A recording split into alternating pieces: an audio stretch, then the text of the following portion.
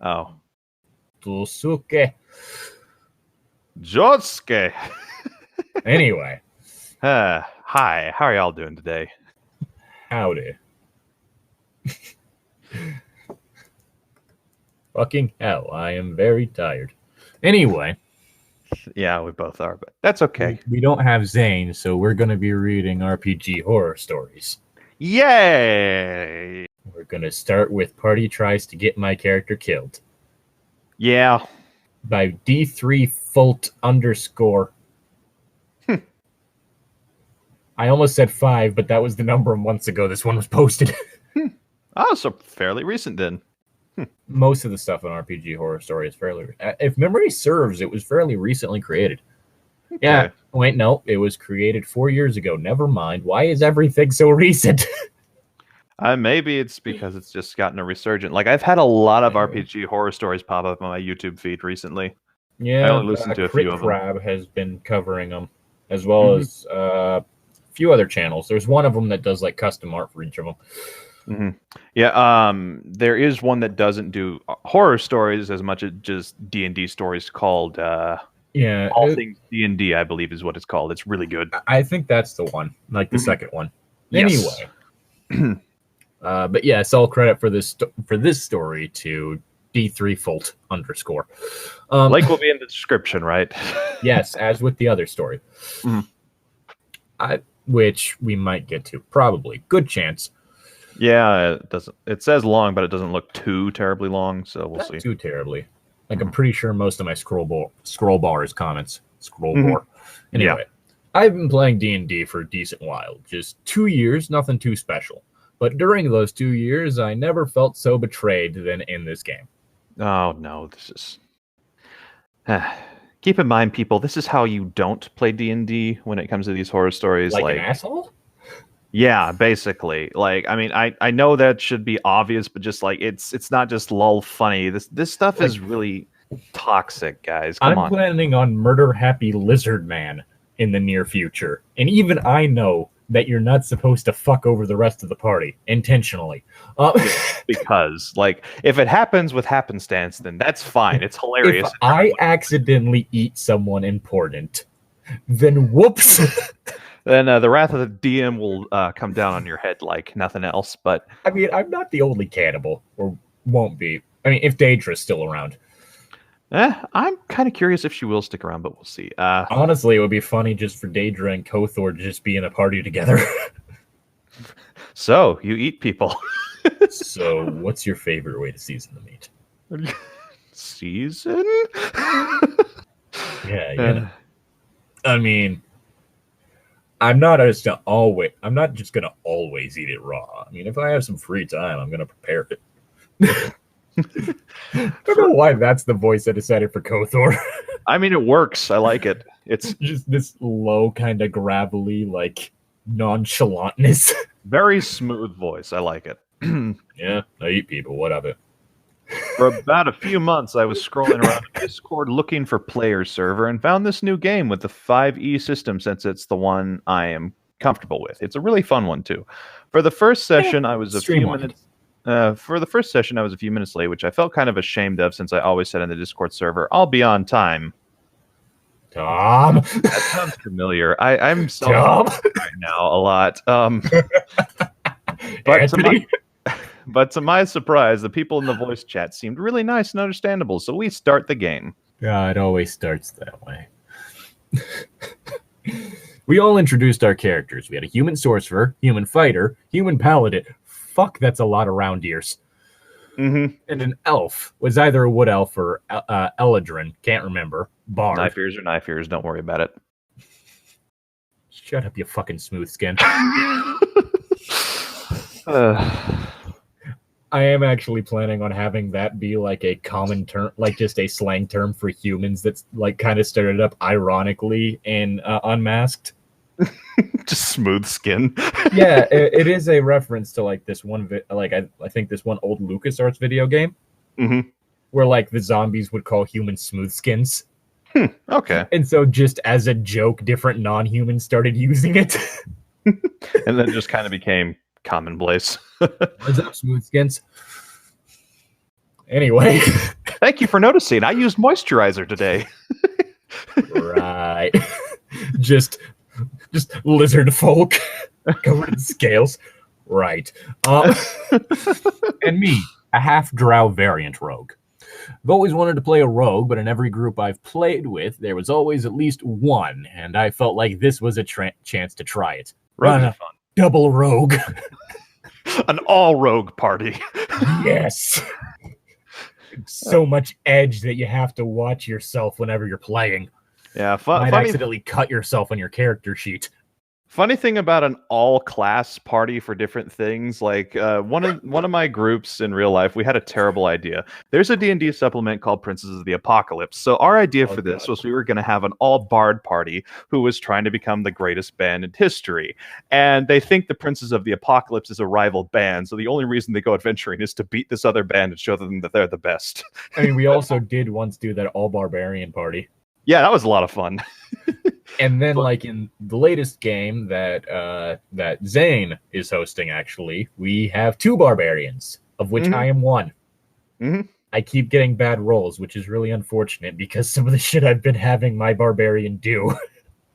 Yes, but fails can be fun. You just I just find it hilarious that I succeeded on a check to catch a fish out of the air with my face.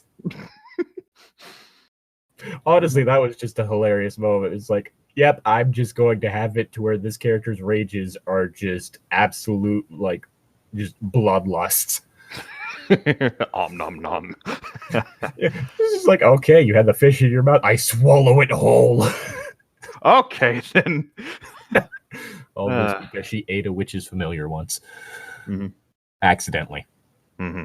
She didn't know it was a familiar. She just thought it was a fish.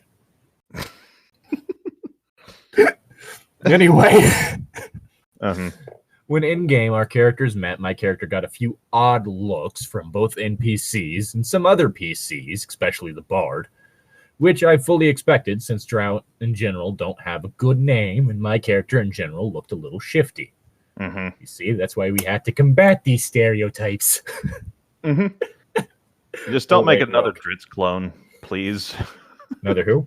Another Dritz clone. Dritz Do'Urden, a Drow ranger who's very famous in D&D fiction. He's really cool, but everyone wants to make a character like him. So. Everyone tries to do a Drow like him. You know, I'm like, maybe I could just straight up do the dominatrix thing. That seems like fun. And I came up with a Drow priest who's actually a pretty chill guy. So. Yes. During our games, I was kind of an intelligence gatherer, feeding important info to our party plus more. Awesome. I love those archetypes. Those are a lot of fun. Plus more, by which I mean oatmeal. Here comes the airplane. Here comes the aeroplane. The fuck's an airplane? Oh god, I just realized the fucking Planeswalker campaign, there are going to be so many cases of someone being like, what the fuck is that? Oh, that looks like an airship. We have those back. A ship that flies on air. Yes, I know it sounds weird, but my plane. Well, just like we have someone who's basically from like Egypt, like fantasy Egypt. We have a turtle man who's like from a lot of stuff to get into with yours. That's me. we have a fish person hating human from a flooding world. We have a character from Kaladesh, so steampunk India. And we have quite possibly a core from Zendikar, so someone who is going to be very quiet. Probably. Depends on how Kyle plays them. So it's like, we're going to have someone who's used to basically an elemental force upturning everything around them, as well as flying mountains. Dear God, the moment any of these characters start talking about home, everyone's going to be very confused. And it's going to be glorious. Yes, the flying mountains of hope. The flying what now? What's a mountain? I remember back home, just where every time something died, it would just come back as a zombie a few hours later. I'm sorry, what? Yeah, it's kind of weird having things stay dead. But let's keep reading before we get more off the rails. I never believed in lone wolf rogues, so I always told my party what I'm going to do. With what I hope to accomplish, I told my party everything since I wanted to earn their trust as both a player and reliable character. Lone wolf rogues can be a lot of fun to play. Just don't actively be going against the party. Just don't be a dick. Mm-hmm. Unless it's funny. Don't be a dick when it wouldn't matter if you weren't. Yeah. By which I mean unless it's funny to the party, not unless it's funny to you specifically. There is a difference. Yeah. Gauge the party interactions / attitude. Lead your party. Part of the reason why I prefer to play with people I know instead of strangers. Mm-hmm. While in combat, some of the other players seem to almost always mistake me for a full drow, saying, "Don't you have disadvantage on that? We're in sunlight." And I'm wearing sunglasses. And me and the DM always had to remind them that only half drow, and they don't have sunlight sensitivity. Fast forward a few sessions. At this point, we were level 5 when it starts getting cooler, and we discovered that the sorcerer has some draconic heritage, and some half dragon is trying to kill him. This half-dragon managed to ambush us with some wolves while we were trying to sleep in our camp, but we left the bard on watch and he spotted them and managed to warn us in time. When combat started, we were not doing good. Bad rolls all around. The fighter even actually chipped his sword on his third nat 1. Oh, no. That's kind of like how Vundus chipped a tooth. With some quick thinking, I used the darkness spell. Half-Drow gets it as feature at 5th level, and used it to our advantage to run. But unfortunately, we had to leave most of our gear behind, at least the stuff that wasn't on person. Yeah, I've had situations like that. Oh boy. When we thought we lost them, to my surprise, the paladin described himself grabbing me by my collar and trying to lift me up and said, "What sort of magic was that, huh? You practicing dark magic?" You see, people like you are what give us paladins bad names. Still need to do that one paladin idea I had at some point. Just the reformed paladin because of the fact that their war god has stopped being a war god. Yeah, no, I was saying, yes, you should. I wasn't trying to question it. It's all a reference to the actual history of Aphrodite. Oh, God. I tried to reason with him saying stuff like, "Look, apparently most drow could do that, and apparently I can too. Hey, man, the last thing we need is fight each other. Get a grip." Sorry if that's nothing like what your character's voice is. After a long conversation, the rest of the party wanted to go a private voice chat, while I scouted ahead to search for any more danger or a nearby town or shelter. In between sessions, I get messages from the DM, each making him sound a little bit worried about something. He has stuff like, "What's your alignment again? Neutral good? Really?" Or, "Hey man, what's your AC and HP?" Oh, okay. That's not a good sign. Fast forward again a few sessions. We were fighting the half-dragon again in a town square or something, can't remember. But this time we were prepared and a little bit stronger and had an NPC who was okay in combat. Long story short, we won, but during that fight I went down taking too many hits from some archer. Meanwhile, the bard keeps on casting healing word on either himself, the fighter, or paladin. I didn't want to be rude and ask for healing, so I just waited. By the time combat ended, I almost died. 2 fails, but 3 saves on my death saves. So I'm guessing 3 successes. Sorry. Instead of trying to heal me or popping a potion in my mouth, the party decided to interrogate the basically dead but barely half-alive half-dragon. The sorcerer spoke. "Why are you trying to kill me? Who sent you? But the half-dragon was basically drowning in his own blood, and the DM tried his best to do an impression of it. His last words or letters were, he, and then he died. Probably trying to say dragon. Probably. That's my immediate thought would be with a half-dragon. Mm-hmm. During this time, the DM had our NPC put one of my own healing potions in my mouth, waking me up to see the party gathered around a corpse. Paladin says, "Draw. Is he talking about drow?" Why would that be your first assumption, you dumb fuck? Look, I dislike elves in any setting, but I'm not just going to profile one Even just to Vlad? kill them, just because. Even Vlad. Who? Oh, God damn it. The poor soul. The poor, not actually Russian soul. Anyway, the paladin points this sword at me saying, I knew we couldn't trust him. Me being legitimately confused said, what? The whole party had an argument about who sent this half-dragon, and it somehow pointed to me. I tried to defend myself, but the players kept saying, we cannot trust him. He always sneaks around and keeps secrets. What are you guys talking about? I've told you guys everything I know. Bard, you 100% do not tell us everything. That last line kind of made me feel frustrated. So I described to everyone how I take out my short swords and daggers and threw them at the ground and just walked up to the paladin and said, if this doesn't earn your trust, you can't. Literally before I can finish, he rolls to attack.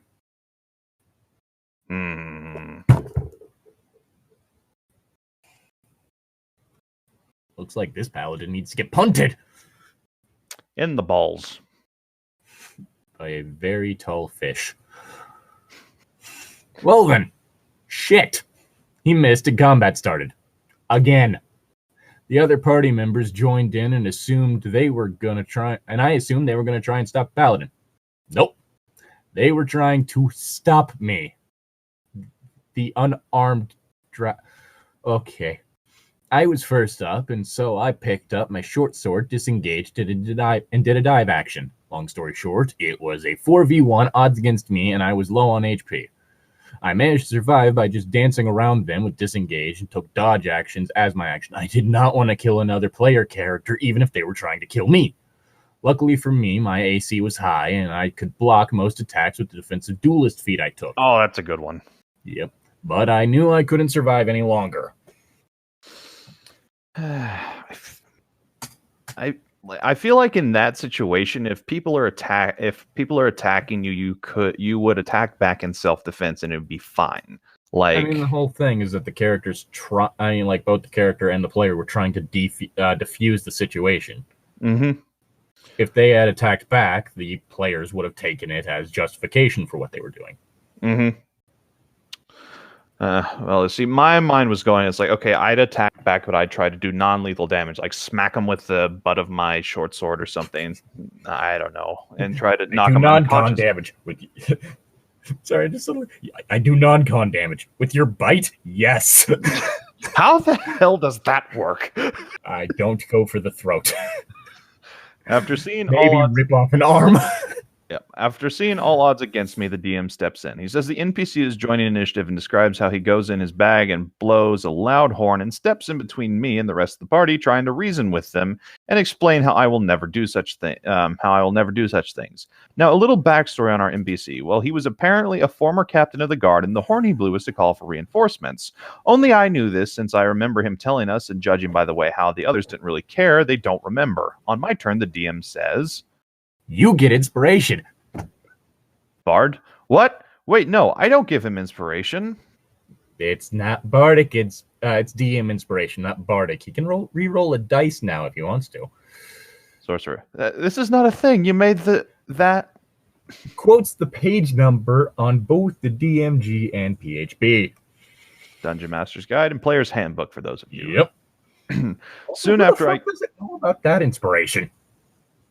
Well, I mean, he was probably trying to give the player an edge and just kind of did his own spin on it. So, like, well, it's literally just a whole thing of like, if you get advantage. If the DM thinks that you're playing a character well enough, typically, or you just made a really good pun, yeah, you can get advantage for a thing. Mm-hmm. Soon after, I get a message from the DM. I've had enough. Kill them. Okay, I like this DM.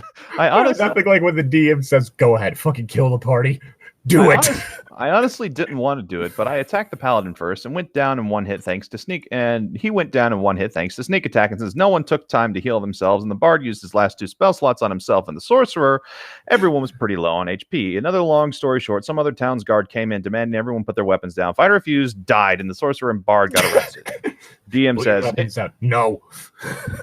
DM says, end of session. I want to talk to the four of you in another voice chat. I was so confused. Next day, I saw that in the Discord, the 4 players were not there, and the DM messaged me explaining that the human players all knew each other, playing chaotic/lawful neutral. People like that gave chaotic neutral a bad name. Mm-hmm. Like, I primarily play chaotic neutral, but it's more of a whole thing of, yeah, the character is self-serving and just because it does whatever they want, but again, doesn't do it to fuck over the party. It's just a whole thing of, yeah, I'm just going to go wherever the flow takes me. I drop my pants and piss on the king. You do what? Yeah, basically just a whole thing of, yeah, the character just has very little in the way of inhibitions. Mm-hmm. They just kind of do what they want. Mm-hmm. I do what I want! But at the same time, they typically have enough self-control to understand that their actions have consequences. Mm-hmm. It's just a whole thing of they don't really care usually whether or not what they're doing is a good or bad thing. They just care more about what the consequences would be. Yeah, you see, you do chaotic neutral right. And that's one of those things, like you always have the people complaining about chaotic neutral, and it's like, yeah, if you're shit at it. It sounds like the people playing chaotic neutral are the ones you should be talking to, not about the alignment itself. That's like saying, oh, all lawful good people, characters are like stick up their asses, must follow the rules at all costs. Blah, blah, blah. All paladins and clerics have to be religious fanatics who will absolutely go out of their way to murder anyone who worships a different god than them.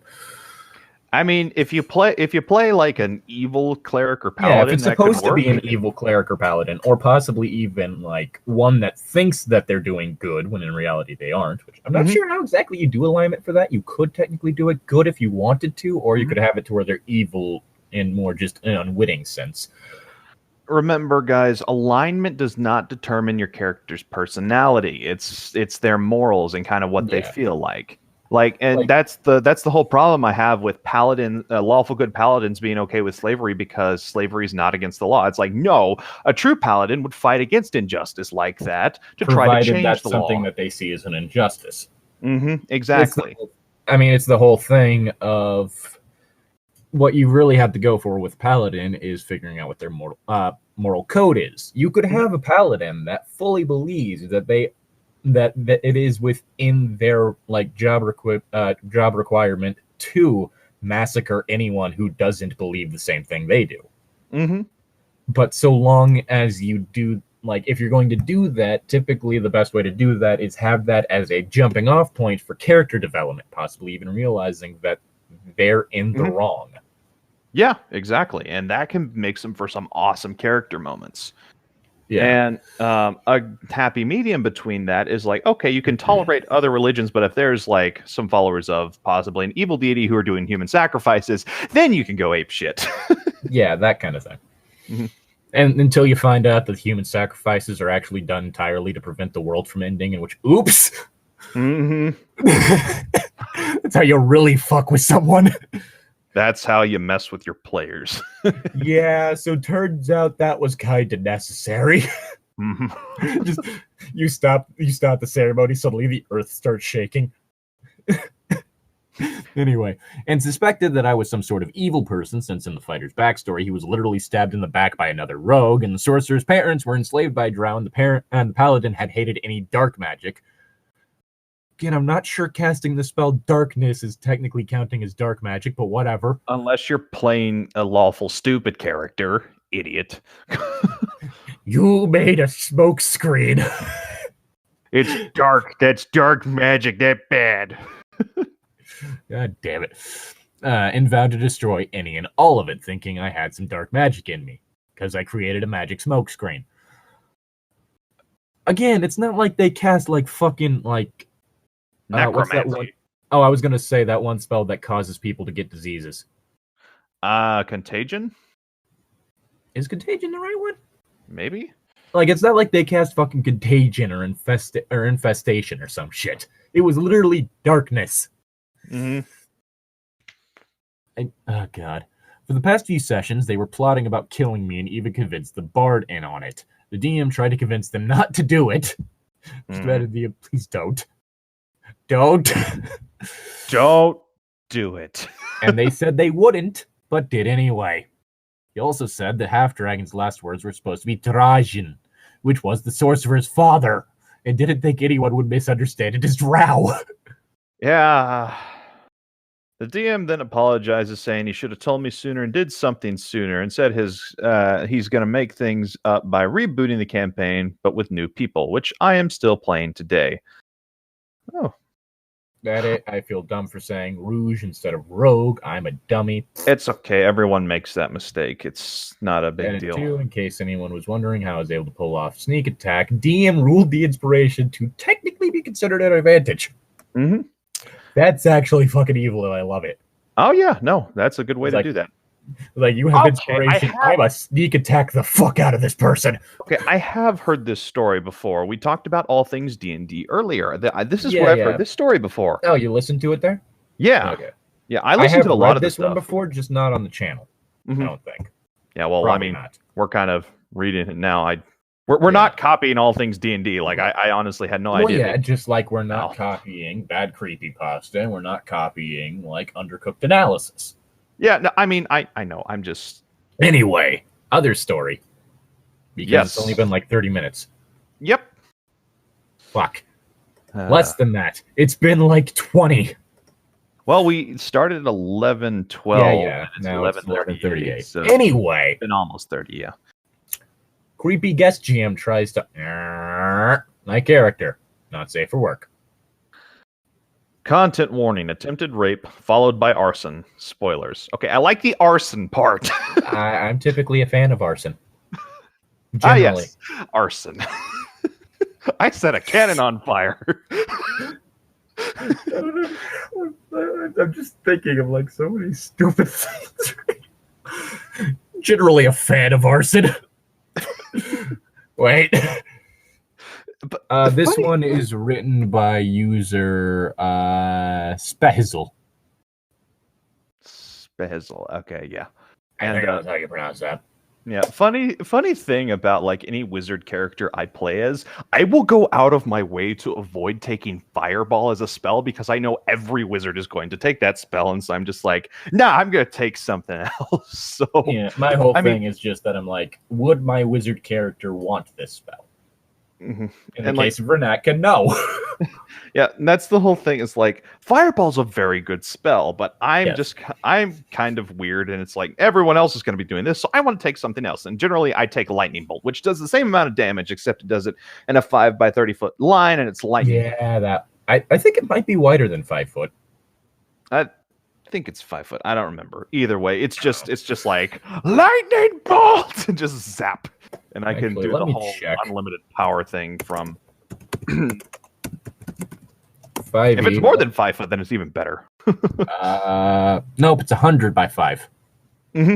So, like, 5 by 100 foot. So, yeah, long. Which you still have a chance of getting multiple people in it. Mm-hmm. Exactly.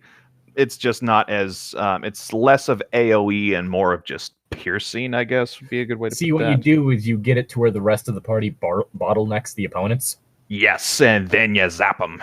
Yes, just a narrow hallway leading into a door. And you have a little more control over it, and you run less of a risk of your companions getting caught in the blast, too. So. Oh, God, I'm just imagining, you end up, getting, the opponents to, chase, the encounter opponents to, just chase your party down a narrow hallway, close the doors behind you, and right when they open them up, it's just the wizard.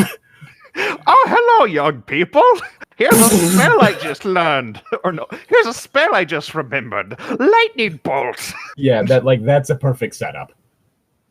Which honestly, stuff like also that, hilarious. I love the idea of just setting stuff up, and so it's the whole thing of in the Planeswalker campaign, I am planning on having encounters set up to where there are other ways to deal with them, different options of we'll just have to figure them out. There's a big monster outside, and you taking cover from it kind of just exposed yourself to a different monster. I like but this. if you bolted and ran for it, then the smaller monster would chase you out of cover and end up catching the eye of the bigger monster. Mm-hmm. Stuff like that. Anyway, So in an old Pathfinder game, one of our players decided to bring in a friend as a guest GM. I'll call him Francis. Now, Francis was a socially awkward guy. I'd met him once before at a barbecue, but he didn't talk much and had this really distinct laugh that just kind of sounded fake and forced. Mm. Whereas I have several laughs. I do as well. Wheeze, there's the hiss, there's the guffaw, there's that one fucking high-pitched cackle. Mm-hmm. And all of them are sincere, weirdly enough. Yes. Weirdly enough. Hmm? He played with us. Situations. Yeah. He played with us once before in a Fate game I ran, and he was kind of a zero presence. Ah, yes, me in a first session with strangers. You see, that's why I do it with bring you in with people you kind of know. Mm-hmm. With the pirate campaign, you knew me, Jess, Anthony, and Kyle, and the GM and the DM. And I left a lasting impression. Vocal. What? And I left a lasting impression, I think. Yeah, you were a lot more vocal and stabby. Yeah, Cornelius Feathers is one of my favorite characters, and he's just a whirling ball of feathers and death. I just love the whole thing of you were like, yeah, if I hadn't have accidentally got that nat 20, you would have killed me. Well, yep. That's good to know. Oh, good. So nobody knew what to expect when he stepped up to run a short interlude while our main GM took a break during finals. A breath works too, but a very long breath. Yeah, just breathe. Don't suffocate, Llytic. It's okay. So our mission has us trying to find a thieves guild hideout with connections to a cult hiding in the city. Okay, sounds pretty fun. Is that standard? Mm-hmm. My half-elf bard, level 6, tries to bribe a guard to find out which establishments pay protection to the thieves guild. Right away, Francis starts giving me shit. Man, there's no way your character would think to do that. Okay, fuck you. I'm sorry. And granted, I have moments where I'm like, would my character think to do this? Because I have. Mm-hmm. But again, like, I've yet to think, like, while playing, their character would never think to do that. Like, I've yet to have a thing where I would be like, I've yet to ever, like, think that. Mm-hmm. Just the whole thing of, oh, well, that was kind of surprising. Mm. Didn't expect it, but yeah, that sounds about right. Like, just outright saying your character wouldn't do that. You don't know your players' characters. You don't know their characters as well as they do. Yeah, so don't tell them how to play their character. If they ask for it, give them suggestions like what you would do as that character in situations, but unless you're asked, say nothing. Like how I knew that picking up the shiny thing was a bad idea, but Sazerac wouldn't know that and would pick it up anyway. No, just love that. You feel kind of not... Yeah, you don't feel too good. I feel kind of sick. That you just forced me to do a Constitution saving throw to see whether or not I vomited. I was like, fine. I'm just gonna be like, oh, I feel kind of sick. All right, roll to see if you vomit. To be fair, I had that planned if you or Ruru or Deirdre touched it anyway, just because of the nature of the object. Okay, I thought it was just because I made the comment of, oh, I feel kind of nauseous. No, as funny as that would be, no. I was just like, yeah, that seems like the appropriate thing whenever you almost got your soul ripped out. Mm-hmm. Nauseousness. Mm-hmm. I gave him this deadpan stare. Are you kidding me? My bard grew up in dockside taverns. He knows how the criminal underworld works. Certainly enough to know that a thieves guild would have their hands in a few local pockets. I think most people would assume that. Mm-hmm. Francis tries to say that I'm not a rogue. Doesn't mean that only rogues think like criminals. Mm-hmm. What, for all you know, the bard's a writer. I'm writing a few crime mystery novels. I'm just thinking, like, I don't know if you've seen it, but it was like this one Tumblr post of like this really stupid, hilarious idea for a couple, and it was a serial killer and a person who writes crime novels. Yeah, honey, I'm not sure whether or not this would work. They just like, give me a sec, disappear, come back later. Would work fine.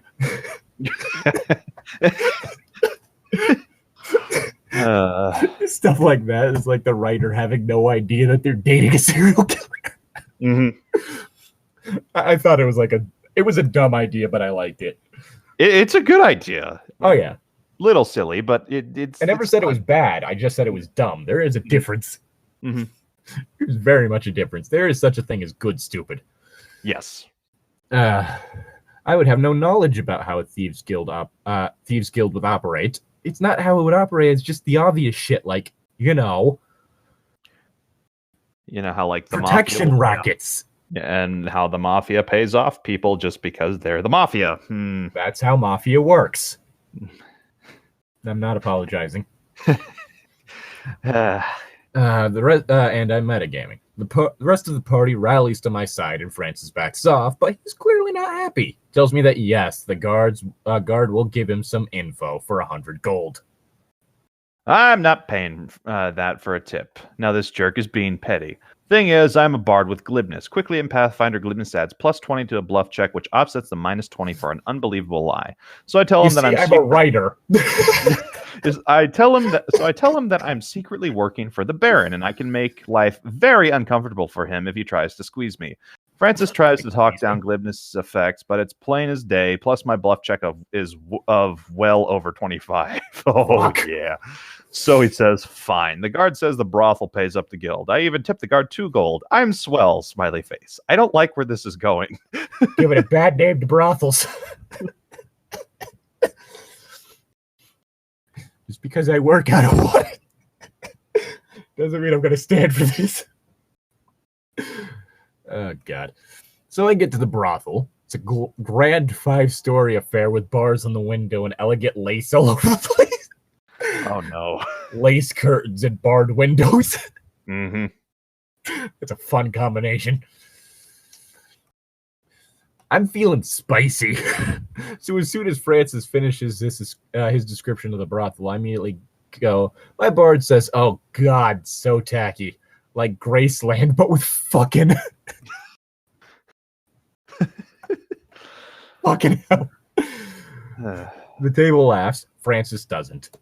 But I'm young and petulant, so I'm going to show this newbie where the bear shits in these woods. So, to make a long story short, the owner of the brothel turns out to be Iroll, a 15th level wizard who paralyzes me, has goons take me upstairs, put me in a dress, and tries to arrange a gangbang. Oh, gee. Francis, what the fuck? I tell him flatly that my bard isn't having sex with anyone. He walks out of the brothel with dignity, skirts trailing behind him. Okay, that's...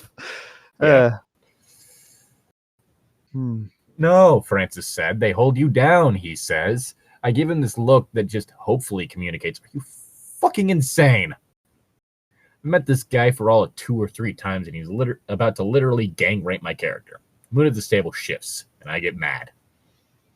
Not proud of how I reacted, to be fair. The mature thing to do would have been to just walk away from the table and never game with this dude again. But I'm like 24 or so, and this man has the audacity to come into my gaming group and try this shit? No, I'm going to ruin his night. Yeah, no, if like anyone that I'm in a game with, be it player or DM, tries to pull like fucking rape shit? Nope. No. I'm making their life fucking hell. I'm making their job fucking hard. I'm killing their character. Thing is, my character is something of a hoarder. He was all about gambling for magic items and boosting his use magic device. So he had this satchel filled with scrolls and wands. This was years ago, so I don't remember exactly what I exactly used or cast, but IRL, I stood up from the table, walked over to my bag, pulled out my red folder filled with notes on my 15 months worth of saved items. One of my buds at the table actually went, oh shit. So, I immobilized my potential assailant, summoned some nasties to murder everyone in the brothel, and used a scroll of, I think, anti-magic field to shut down the brothel keeper and beat her in a duel, and did some Hannibal Lecter shit to the body. Again, not my proudest moment, and very immature, but again, slayed 24-year-old. I wanted to thump my chest. Oh yeah, and then I burned down the brothel. I mean, yeah. I don't see that you did anything wrong here. For the rest of the night, I was devoted towards annoying Francis. I derailed him every chance I got and constantly made roll sense motive. Does this person seem like a rapist? Jokes. I never saw Francis again. Apparently, he dropped out of school like a year later. Fuck him. Okay, I think we have room for one more. So Okay. I'm going to try and find something. Okay. I guess you entertain the people. Okay, so here's a story of some of my Pathfinder characters. I had this one. Let me tell you about my character. Shut up and find a story, Llytic. Sorry, they're just immediate those. The dreaded words to anyone who meets a D&D player. Yeah, basically. So I had this character named Rootwalla, which I confused this other lizard folk character I made named Contra a lot recently. And but the Rootwalla I created, his whole thing was I started out making like a character like, oh, he's going to be kind of like Conan the Barbarian in the Arnold Schwarzenegger movie. He started out as like a pit fighter and just got saved by one of the other player characters. So like he travels with him now as kind of a life debt type thing, like Chewbacca and Han Solo. So and that's how it started out. I can't do a Chewbacca impression. Just imagining that happening in the game. Yeah, but so as it turned out, this group is one of my regular gaming groups, and whenever we play, shenanigans can and will occur, especially when two of the members of the group get together. So the whole party we had here was my brawler barbarian multi-classed character. We had my my roommate Kyle's human, I think, skirmisher or some rogue fighter hybrid that was really good at 1v1ing people. A human sorcerer with draconic heritage who later went into Dragon Disciple, which basically think a sorcerer with D12 hit points and access to dragon claws and dragon breath and such. It's a prestige class in Pathfinder. And my friend Ethan's character Liam, basically a contractor dwarf who was all about making money, and he said his character was lawful good starting out, or not lawful good, chaotic good, but he played more like chaotic neutral, always looking to make a quick. So in one particular instance, we were this campaign became known as the Desert Campaign. We had a lot of fun in this. There was very minimal combat, surprisingly. We had a lot of real fun roleplay moments. And one of the characters who was supposed to be the NPC quest giver ended up being the main bad guy of it because we pissed off the DM so much. But so Rootwalla is, like I said, barbarian brawler subclass. I made him kind of like a gladiator pit fighter type character, good at fighting things and all about casual cannibalism and all about stuff like that. But so we went to this one auction, and the dwarf and the sorcerer decided, okay, we're going to go. The dwarf was an alchemist, by the way, specialized in making bombs, and so they decided, okay, we're going to rob this auction. So Rootwalla and Halak Utka, my roommate Kyle's human character, were just kind of sitting and watching, just kind of looking around, while the sorcerer and the dwarf went underground to set up some different traps. What ended up happening was they got underneath where the auction had all the stuff. Liam's high dungeoneering/engineering skill and his explosives makings ability, he was able to collapse the sand roof and bring down all of the stuff and get most of it into a giant wheelbarrow and then just book it out of a tunnel down the thing, while the sorcerer provided a distraction. There was a soldier who was chasing the sorcerer, and the sorcerer used this dagger that we had found that had this weird liquid that did weird things to characters' minds. Wow. Turns out it was acid. Basically, you stab them, they go on an acid trip. And the reason we found this out was because Rootwalla was the unwilling test subject of such things. And so they're like, okay, what does this do? Stab Rootwalla. So then he started seeing on a different color spectrum, and everything just went terribly. But so they were being chased by this one person. So The sorcerer lies in wait with his dagger coated with this acid stuff. He casts Fog Cloud, obscuring it. Runs over to this soldier who I think was a drow who had tried to cast darkness earlier. Stabs the drow, causing him to start tripping balls out of his mind, and they ran into the desert. In-game time, it took a few days before the dwarf and the sorcerer were captured. Meanwhile, Rootwalla and Halak Utka were just kind of hanging out back in the city like, well, what the fuck do we do now? So, long story short, sometimes it's hilarious and terrible to be the only reasonable one in a party of murder hobos. But that was one of the most fun campaigns I'd ever had, and Rootwalla Manslayer became Rootwalla Godslayer by the end of that. But that's another story. Well then. Let's see. This one. Oh, yeah, come on. Stop. Yeah. No, that one's short. Real short. I'm trying to find one that's not too terribly short. Like one that we could get some time out of. Okay. Well, in about 15 minutes, we'll have been going for about an hour. So, if it's a little short, that's fine. And we could probably derail it a little bit with other thoughts. Yeah. I'm trying to... that is the problem with going straight with just, top of all time on this subreddit, because a lot of it is, green text stories. Mm-hmm. Which could be fun if it was just one person reading, but there's two of us, so... Yeah. Let's see.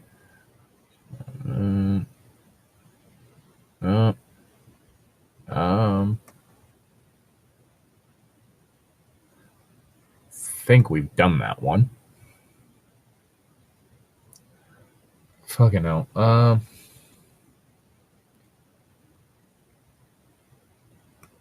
Well then.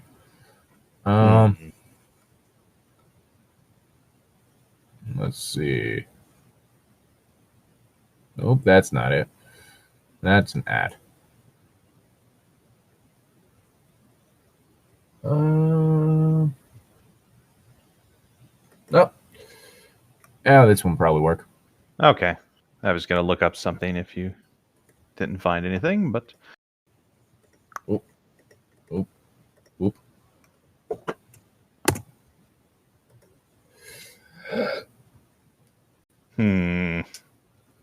So this story is by Smuncher, who's apparently a secret sociopath, so that's nice to know. Not so secret given now. Himself. What? Huh? I just said not so secret now. Wait, this one's really short. Mm-hmm. Because this one might be even shorter. I just could have swore that I've seen this one before and that it was longer. Mm-hmm. God damn. All right.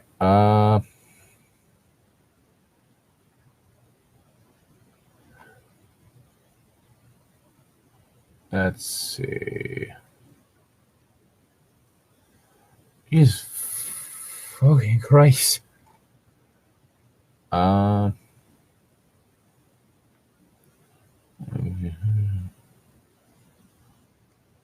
Okay. Remember the whole thing mentioned about how not to be lawful good? Mm-hmm. So...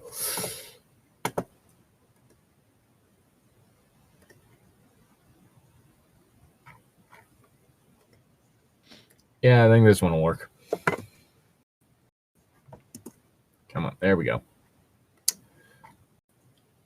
So this is a story by Toiler Runesmith.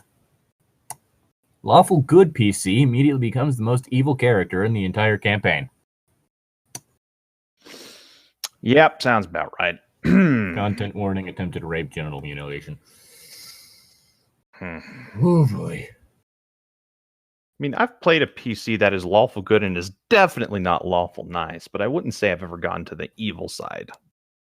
But... Yeah, there's a whole thing of like you can do someone who thinks that they're lawful good, but is actually unwittingly evil, but like we mentioned earlier, but that's a whole thing of like you would be intentionally playing them that way. I mean, granted, this character is also psychopathic, so it was kind of hilarious and fun to roleplay as him, but at the same time, like I said, he was lawful good because he was a paladin, and he did follow a very, very strong... Oh, was that back in the days when paladins had to be lawful good?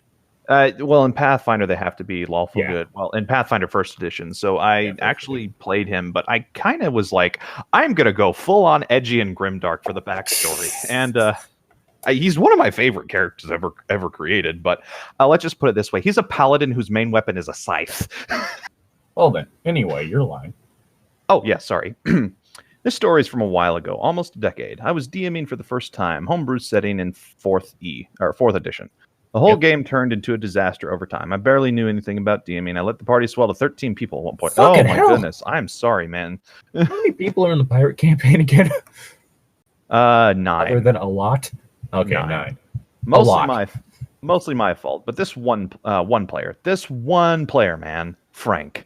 I've never seen a player that hits the nexus between that guy, murder hobo, and creepy PC in the 9 years of forever DMing that proceeded after this game. To preface, I was roommates with everyone from Session 0, including Frank.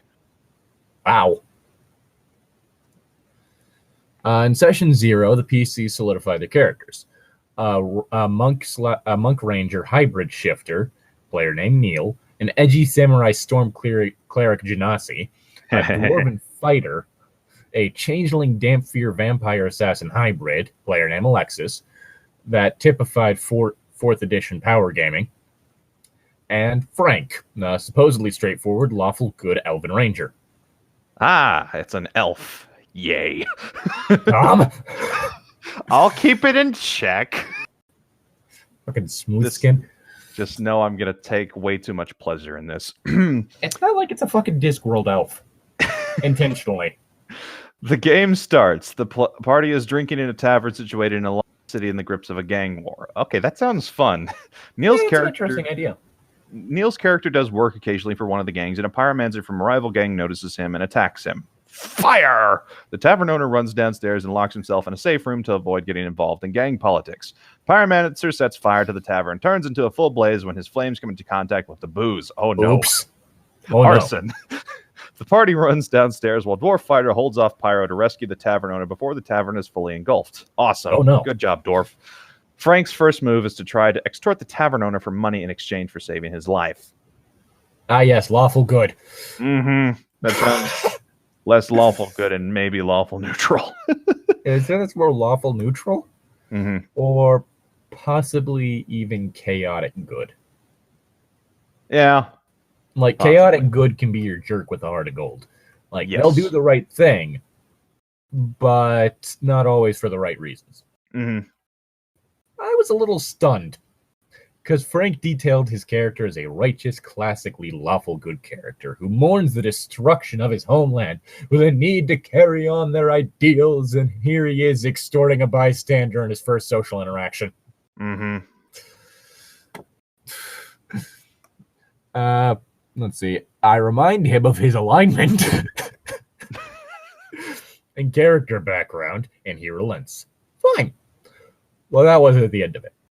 As each session progressed, Frank went further and further off the deep end.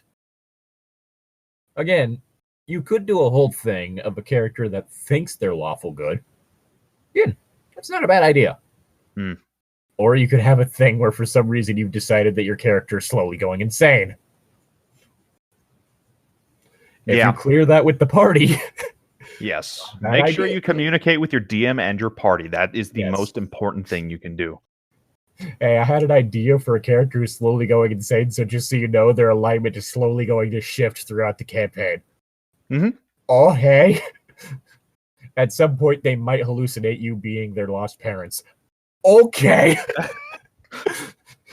You okay there, bud? Mom? No. Daddy? Just turn into a child.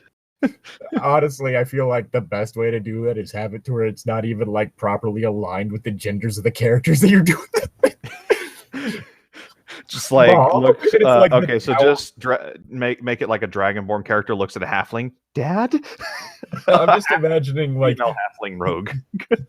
Mom, and it's like the towering half-orc barbarian. Mom, no.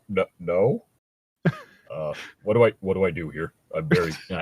I'm I am confused and uncomfortable. Help! Can anyone find this child's mother? But yeah, that would be an interesting idea. Are you my mother? Yeah, like I kind of want to do that. I mean, it'd be one of those things that's hard to pull off, and it would have to work with the story. Yes. Oh god, that would be a perfect excuse for like a great old. Do that for like a great old one warlock. Have it to where there actually is consequences for like what they're with their like pact mate. Yeah, it's like madness. That's really cool. I like that a lot. Like the Eldritch, like Cthulhu is actually slowly warping their brain just by proximity.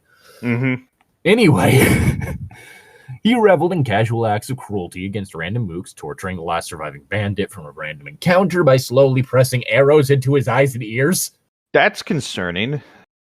Again, even with my most what the fuck characters, I wouldn't do that. I mean, I wouldn't have Kothar do that, but that's mostly because he's like, okay, gotta eat. Rips kill it quick. If I kill it quick, it won't struggle as much. I can eat faster. Yeah, like what the fuck? Breaking every limb on a random goblin while the other party members disabled the rest non-lethally. God, even for like an evil character, that's like, dude, stop being a dick. I mean, if you're an evil character questioning a high-ranking member of like a gang, yeah, maybe their limb. Well, yeah, if you're questioning someone, but there's a difference. Like, oh god, I'm just imagining an evil campaign is like, I torture the goblin, dude. Chill. We're here to take the. He's not even struggling. Look, I'm all for torture when there's you're turning him into a goblin nugget. But this mercy kill the goblin. Just stop. Hey. Then again, my immediate thought with like evil characters is that they would be more pragmatic evil, so they wouldn't be doing things that they consider unnecessary. Well, like, no, I'm doing this so that I can get power. Torturing a random goblin doesn't get me power. Yeah, that's stupid evil. Then comes Frank attempting rape. Oh boy. This doesn't get you power. The party was resting at an inn along the way to a quest, and Neil started chatting up a barmaid. I rolled my eyes a bit and made the DC for him seducing her a flat 20. He rolls a nat 20. He then tells me he leads her upstairs to his room and asks me how he determines his performance in bed. Nowadays, I would simply fade to black. And then you fade to black. Nowadays, I would simply fade to black on this kind of thing, but to save him, I tell him to make an endurance check. It's 24 after modifiers. I sarcastically tell him he goes for 3 straight hours, and he and Paramore are so loud that all the other patrons hear them. Big laughs from the table. Then Frank rolls charisma to try the same with another female server. He rolls a 4, and she rebuffs him. Then he starts trying to persuade her by making a strength roll and forcing her to come upstairs with him. Again, I'm playing a literal prostitute, but at the same time, I understand that Tom and the rest of the party potentially would not be comfortable with the fucking thing of sex scenes being acted out, so I'm not going to cause that. If I want to do kinky roleplay, I'll join one of those games. Those exist. Perfectly fine if you like straight up, if you and like whatever party you're playing with are doing a kinky roleplay thing, so long as everyone involved is all right with it, is on board, sure, go. Fucking go ham. Yeah, that's the whole thing. It's like, don't force it. But unless it's something like that, don't try to have an in-depth sex scene. Although I do find the endurance thing funny. That is pretty funny, not gonna lie. I mean, you straight up just joked like roll performance, which also works. I mean, I guess that... Oh, God, my immediate thought was, okay, rolling for foreplay. I mean, that would probably be the act of it that has the most to do with charisma. I stopped the god. I stopped the game. I didn't stop the god yet.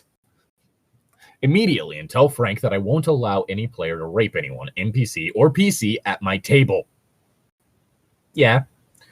I add that again, he's lawful good and that I'm doing two things, restarting the scene before he tries this and changing his alignment to chaotic evil. I was done with his behavior, and I was using a rule that stated that changing a character's alignment subtracted a level, which I did. Yeah, that seems fair. Mm-hmm. It's a rule I obviously don't use anymore, but a veteran DM told me to institute it. Told me to institute it. Again, if someone's being a sack of shit, yeah, institute it. Yes. Otherwise, if it's just a whole thing of that's how their character is going, like with that one I mentioned going slowly insane, probably not the best to institute it there. Yes. I keep going backwards. Frank was unhappy, but strangely calm about the whole thing. At this point, Frank is disliked by everyone at the table, with good reason, and they feel weirded out even interacting with him out of character. He calmed down for all of a half session before declaring in our next combat that he aims at the genitals of every goblin he targets. Okay, then. Why, though? With every attack... This doesn't help you gain power. Why are you doing this? With every attack he makes, I keep informing him that called shot is a 3.xe mechanic, and he's not doing that. He starts complaining that I'm railroading him. Shut the hell up, man. And when the goblins go down, he declares that he starts castrating them anyways. I ignore him to focus on the other characters, but he keeps loudly bringing up the necklace of goblin dicks around his neck. He then tells me that he puts 2 of the mutilated corpses in a makeshift burlap binding. I thought little of it. Again, I literally have a character right now, a fish lady barbarian who has a habit of keeping the heads of anyone she kills. This seems excessive. Mm-hmm. Just a little bit. I have characters do horrific and weird shit, but usually it's not something that's going to ruin everyone's mood. Keeping ears of people who you've killed or scalps or something, that's fine, but don't make it weird. The severed head thing led to an interesting character moment with Cornelius. Yes.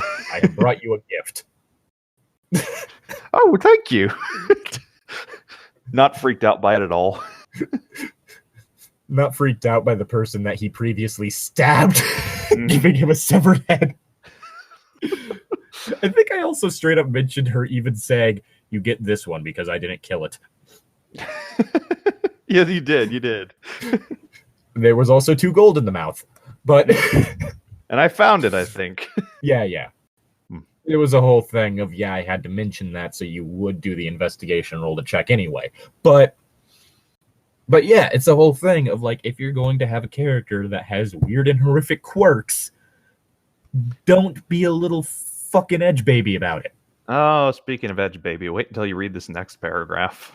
And the next inn the party stays at, the party is planning their next steps on their quest, and Frank is absent. They open the door to his room, and he describes to them that there's a crucified goblin with its ass split open, with the other goblin's head stuffed up it.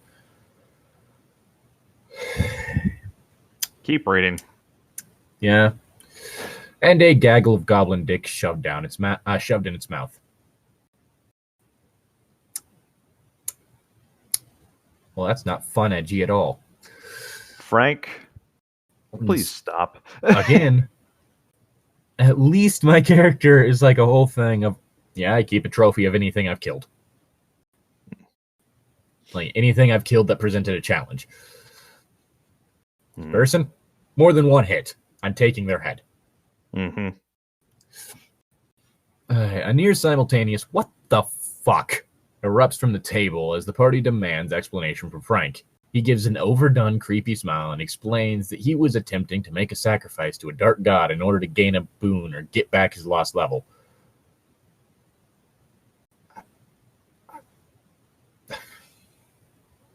The reason you lost a level was brought about by weird sex shit. Why did you think that more weird sex shit would get it back? Something he never spoke with me about. We put Frank on hiatus for a session to get his head right and think about how he wants to play if we decide to let him back in.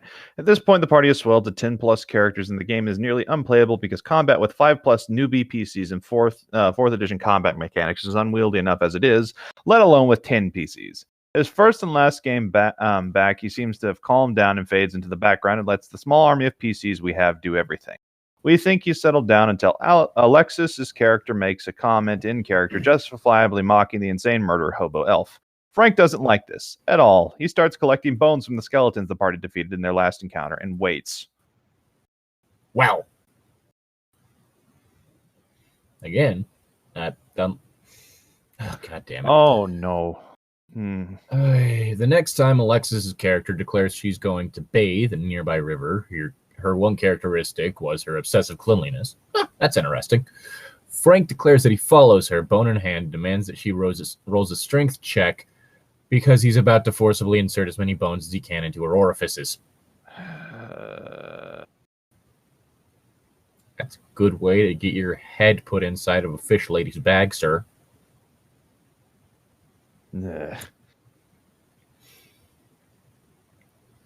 Why did you specifically rip the tongue out? I got tired of the things he would say.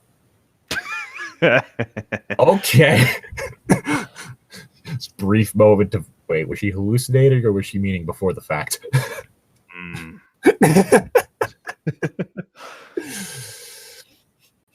And the eyes, I didn't like the way he was looking at me.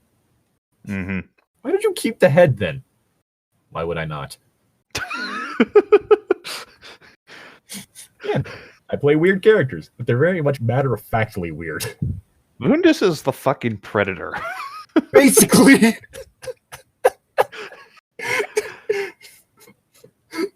Yeah. A giant amphibious version of the predator, yeah. Actually, yeah, the predator was typically 8 feet tall? Yes, very tall. Yes, so an amphibious version of the predator. And so has Cornelius earned her respect, or? I mean, he did do a good bit of. Oh my God, the head was the equivalent of the fucking pistol from Predator 2. Do you remember that? Basically, yep.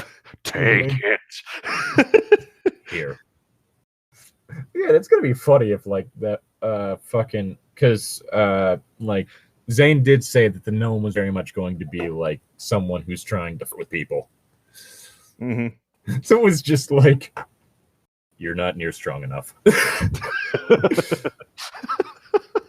That's gonna be funny. Oh God!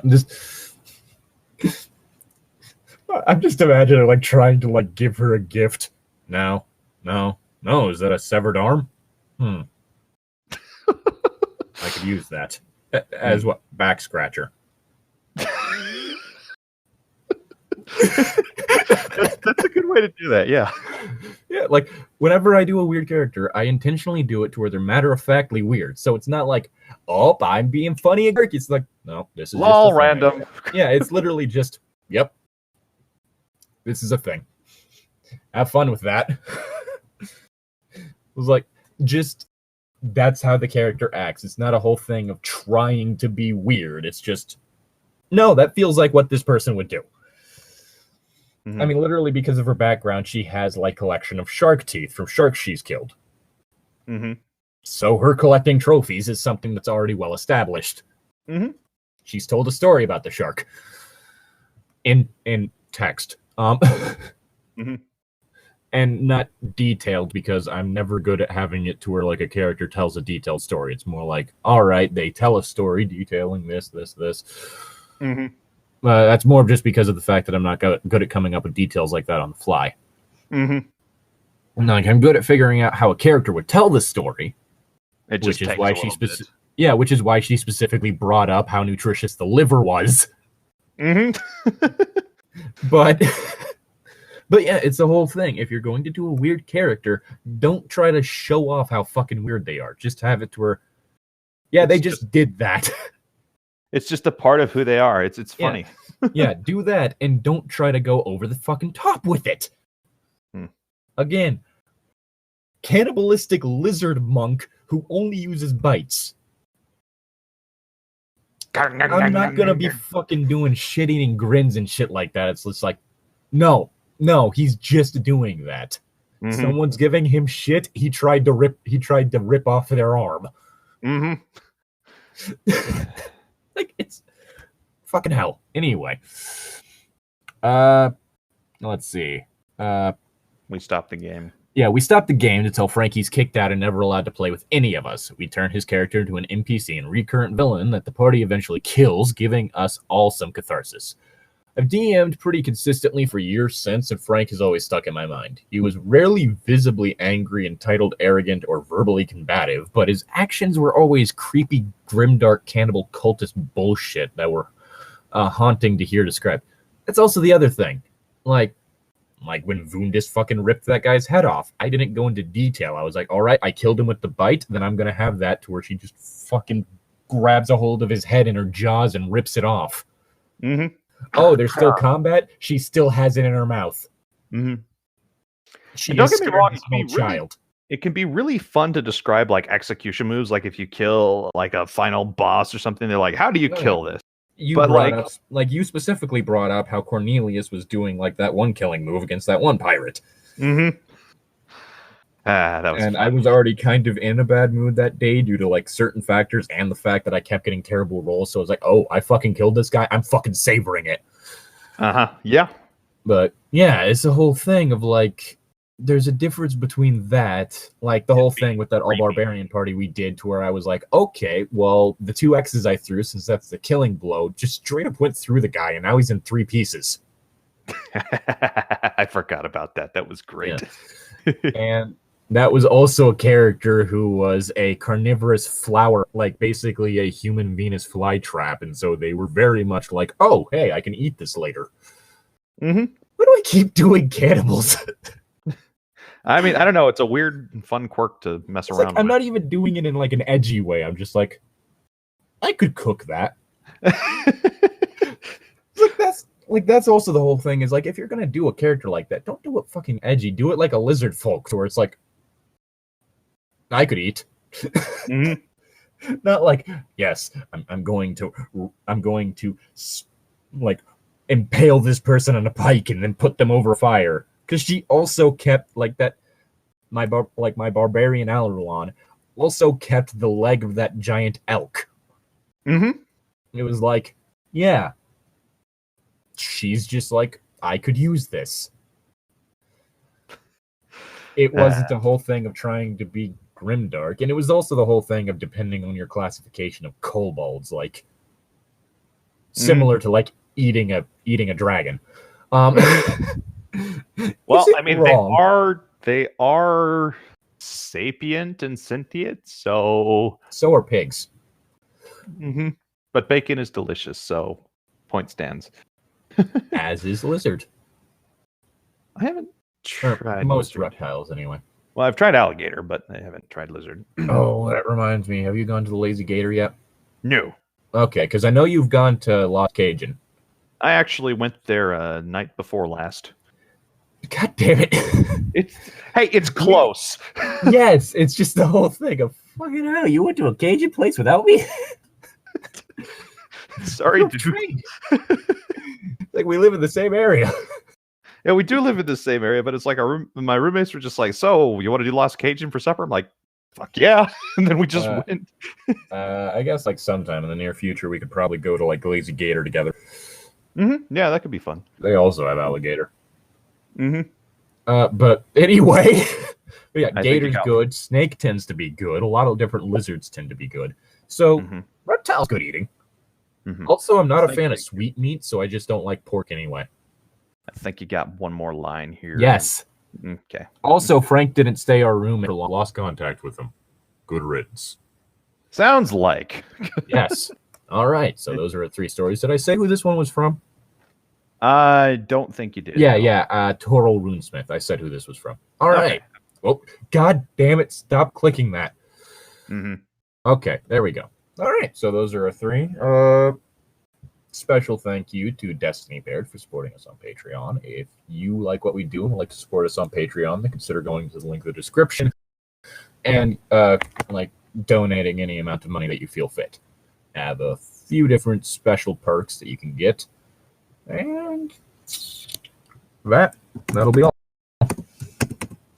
Thank y'all. Roll responsibly.